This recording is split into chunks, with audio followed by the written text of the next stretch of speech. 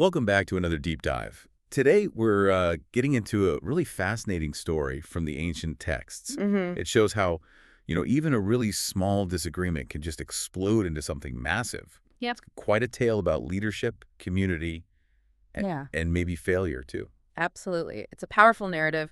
We're mainly drawing from the Kosambikavatthu today, specifically the fifth story there. Okay. And it's often cited, for its insights into how communities work, conflict, and also the surprising power of solitude. It gives us a really interesting angle on these big themes. Right. So our mission here is to really unpack how this big split even started, follow how dramatically things escalated, and it goes surprisingly far, and then see how it all got resolved. Yeah, including some, well, pretty unexpected help from the animal kingdom. Exactly. So let's pose this.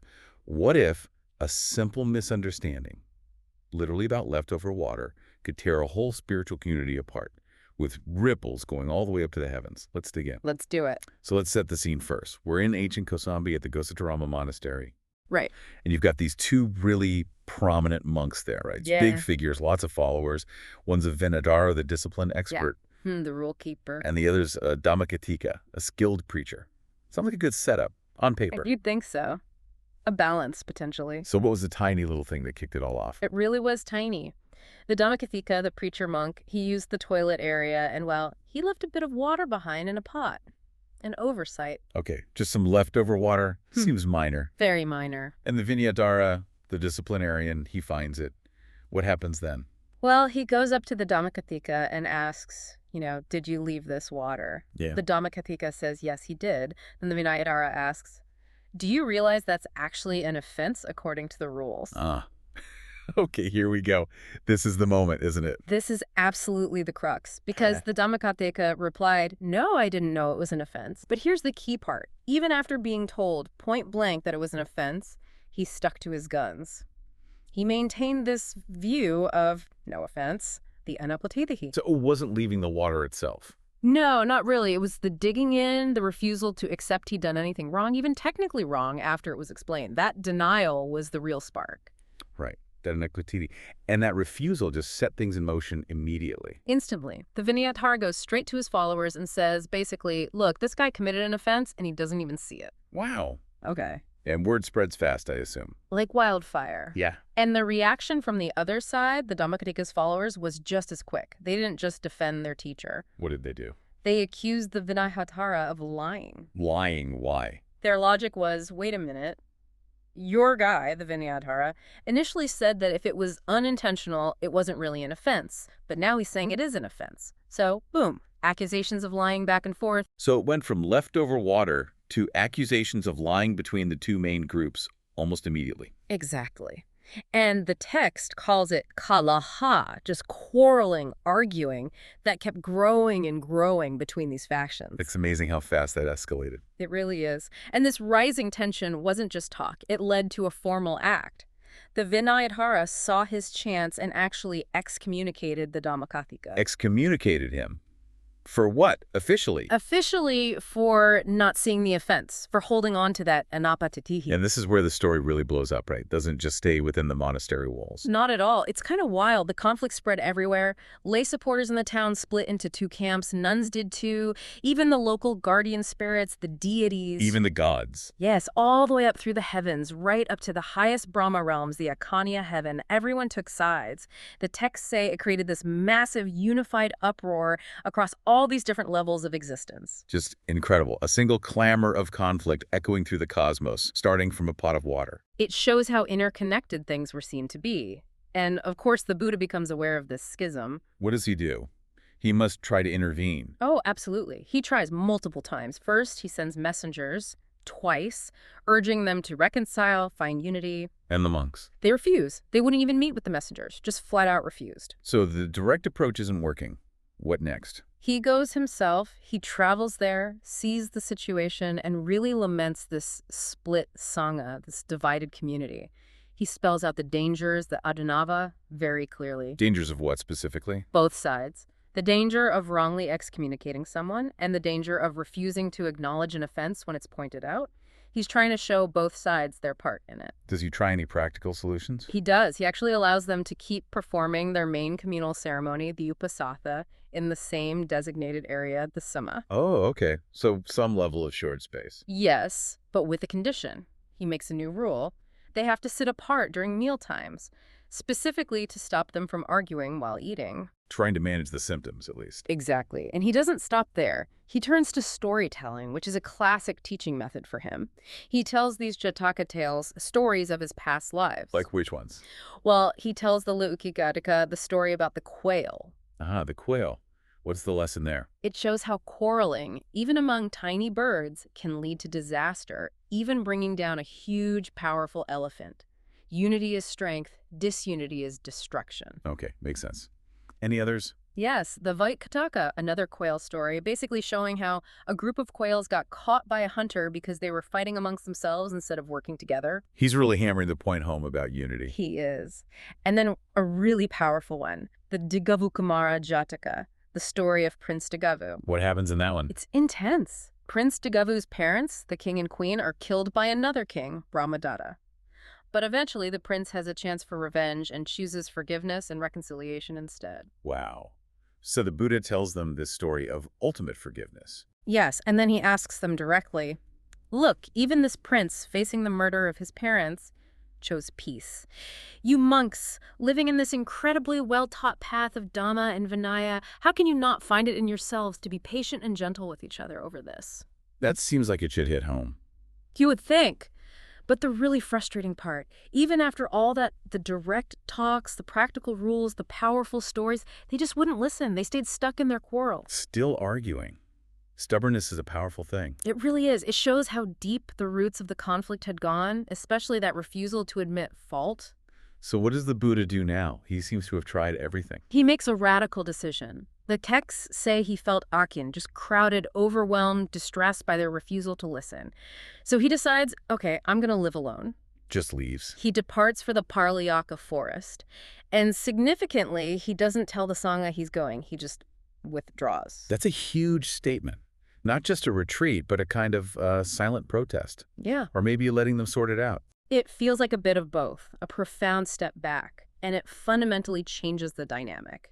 So he's alone in the forest. What happens there? This is where the animals come in, right? Yes, and it's quite extraordinary. He's attended to, served by an elephant, also named Paralyaka, like the forest. I'm an elephant servant. And get this, the story says this elephant had also left its herd. Why? Because it felt crowded and harassed by the other elephants. No way. So the elephant felt the same way the Buddha did. That's an amazing parallel. Isn't it a real resonance there? And this elephant's devotion is incredible. Tell me about it. What does it do? Everything. It sweeps the area around where the Buddha is staying with a branch. It brings him water for drinking and washing. Okay. And it even heats the washing water. The commentary describes it gathering wood, starting a fire with friction, heating up stones in the fire, and then rolling them into the water pot to warm it up. An elephant making hot water. That's Yeah. remarkable. It really is. It also brings him various forest fruits to eat. And when the Buddha goes to the nearby village for alms, The elephant helps. it carries his outer robe and bowl, waits patiently outside the village while the Buddha collects food, and then walks back with him, day after day. Wow. What about protection? It's a forest, after all. At night, the elephant becomes a guardian. It picks up a big branch, like a club, and patrols the area, keeping away lions, tigers, other dangers. The text says it made the place a protected forest just by being there. Incredible dedication. Just from this one elephant. But it wasn't just the elephant. Another creature was inspired. Oh, who else? A monkey. Seeing the elephant serving the Buddha with such care, the monkey thought, I want to help too. A monkey helper. What did it do? It found a honeycomb, one from a type of bee that doesn't sting, still attached to a stick. It brought this offering to the Buddha.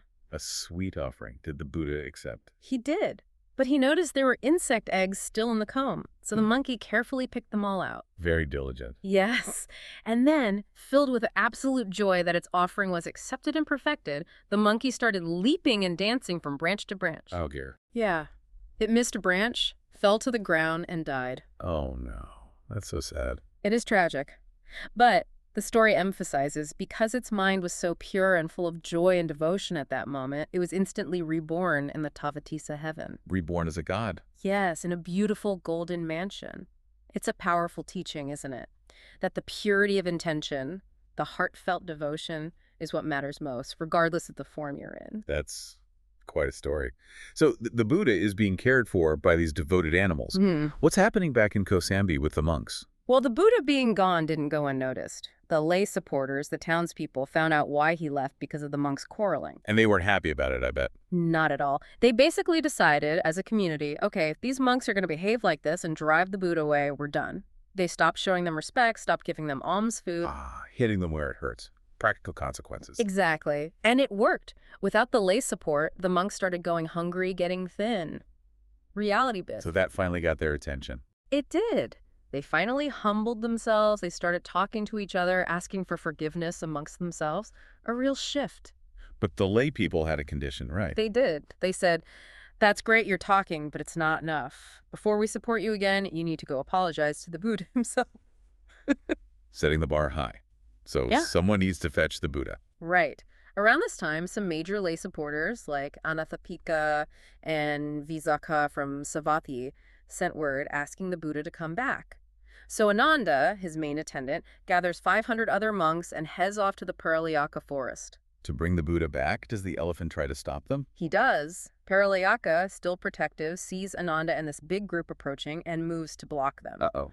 But the Buddha calls out, tells the elephant, "It's okay, Paralayaka, let them come. This is Ananda, my attendant." And the elephant understands. Apparently so. The commentary says the elephant recognized Ananda's own discipline and calmed down, letting them approach. So Ananda and the 500 monks are there. What happens? Well, they ask the Buddha about his time alone, how he managed. And the Buddha explains how this amazing elephant took care of everything. And then he teaches them something important. Yes, a really profound teaching on companionship. He recites 3 verses from the Nagavaga section of the scriptures. What's the gist of the verses? The core message is, if you can't find a wise, virtuous, steady companion to walk the path with, it's actually better to walk alone. Better alone than in bad company. Precisely. Like a king giving up a conquered kingdom that's become troublesome, or like a great elephant roaming freely in the forest like his friend Paralayaka. Solitude is better than harmful association.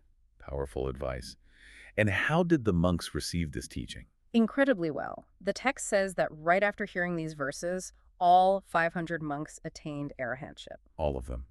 Just like that. Instantly. Full enlightenment. It shows the power of the right teaching at the right moment to minds that were perhaps ready and purified by the journey. Amazing. So the Buddha agrees to return. And Anathapika had asked him to come to Savatthi, right? Yes, he agrees to return to Savatthi. What about the elephant? Paralayaka. This is going to be hard for him. It's heartbreaking, actually. As the Buddha and the monks start to leave, the elephant blocks their path. Again. Twice. It clearly doesn't want the Buddha to go, or maybe it wants to go with him, to keep serving him. Oh, poor thing. What does the Buddha say? He has to explain very gently. Paralayaka, you can't come with me into the villages and towns. It's not your place. And in this life, as an elephant, you can't attain the higher stages of enlightenment no matter how devoted you are. That must have been devastating for the elephant to hear. The text says its heart broke. Literally, it died right there on the spot from grief, from a split heart. Oh my goodness, that's tragic devotion. But again, because of that immense love and pure devotion, its story doesn't end there. It was immediately reborn in the Tavatisa heaven. As a god, like the monkey. Yes, as the deity named Paralayaka Devapuka. His devotion earned him a divine birth. Wow, what a journey for that elephant. So the Buddha is back in Savatthi. What about the Kosambi monks, the original troublemakers? They hear the Buddha has returned, and they know what they have to do. They travel all the way to Savatthi to finally apologize. How are they received? Are people still angry? Oh, yes. Initially, important figures like King Pasenadi and Anathapika want to bar the gates, keep him out of the city. Still holding that grudge. Understandably, maybe. But the Buddha steps in again. He tells them, no, let them come. They are fundamentally good monks. They just got caught up badly in this quarrel, showing immense compassion. Okay, so they get in. Is it smooth sailing then? Not quite. Even though the Buddha accepted them, the other monks living in Savatthi gave them the cold shoulder. They'd point them out to visitors, whisper, those are the quarrelsome monks from Kosambi. Public shame. That must have been hard. It seems to have been the final push they needed. Deeply ashamed, they finally went before the Buddha, prostrated fully, and offered their sincere apology. Real repentance this time. And the Buddha accepts their apology. What does he say? He accepts, but he gives them one final sharp lesson. He reminds them again of that Prince Dagavo story. The forgiveness story. Why bring it up again? To make a point. He says something like, look, even those ancient people, under threat of death, eventually followed wise advice. You all had the benefit of my direct teaching, gentle persuasion, everything, and still you resisted. It's a gentle but firm rebuke. Ouch. Point taken, I imagine. And then he recites a really crucial verse from the Dhammapada, verse number 6. What does it say? Others do not understand that we are perishing here, but those who understand this, their quarrels cease. Others do not understand that we are perishing here. What does perishing mean in this context? It's about ruin, really. Spiritual ruin, moral ruin, the destruction that comes from conflict. The others are the foolish, those blinded by their anger or views, who don't see that their fighting is destroying them, destroying the community, maybe even leading towards lower rebirths. Okay, but those who understand this, Those are the wise ones, the ones who wake up and see the danger, who realize, hey, this quarreling is leading us to destruction. Once they have that understanding, that wisdom. their quarrels cease. Oh. They stop fighting because they see the futility and harm. Exactly. They generate the right intention, they work towards resolution, and the conflict dissolves. It all hinges on that moment of understanding the stakes. And what was the effect of this final teaching on the Kosambi monks? It was the breakthrough. The text says that at the end of hearing this verse and its explanation, they finally attained Sotapadhi stream entry, the first stage of enlightenment, and some perhaps even higher stages. So they finally got it. The quarrel truly ended, not just on the surface, but internally, spiritually. Yes. The long, damaging conflict finally reached its true resolution. What an incredible arc. We started with, a tiny bit of leftover water, saw it explode due to ego and refusal to admit fault, dividing everyone from monks to gods. We saw direct intervention fail, saw the Buddha step back into solitude. Finding unexpected wisdom and support in nature with the elephant and the monkey. Right. And then saw how consequences, community pressure, and finally deep wisdom brought about reconciliation. It's quite a story. It really is. And that final Dhammapada verse sums it up so powerfully, doesn't it? The key is self-awareness. Understanding the destructive nature of conflict is the first step to actually stopping it. That applies to communities, but also just to us as individuals. Yeah, absolutely. So thinking about this for you listening, how often do we let small things fester? Or maybe dig in our heels, refusing to see our own part in a disagreement, even a small one? What if we could recognize, like the wise ones in the verse, that holding on to the quarrel is actually the destructive path? What if we chose understanding instead, chose to step back, foster peace? It's a timeless lesson. This isn't just ancient history. It's like a blueprint for navigating our own relationships, our own conflicts. And it leaves us with a really interesting question, I think. What's that? When we're faced with really stubborn conflict where direct talking just isn't working, do we just keep pushing, trying to force it? Or is there sometimes more wisdom in stepping back, like the Buddha did, letting the situation breathe, letting conditions change, maybe allowing understanding to arise from a completely different place, maybe even a surprising one? It's something to think about.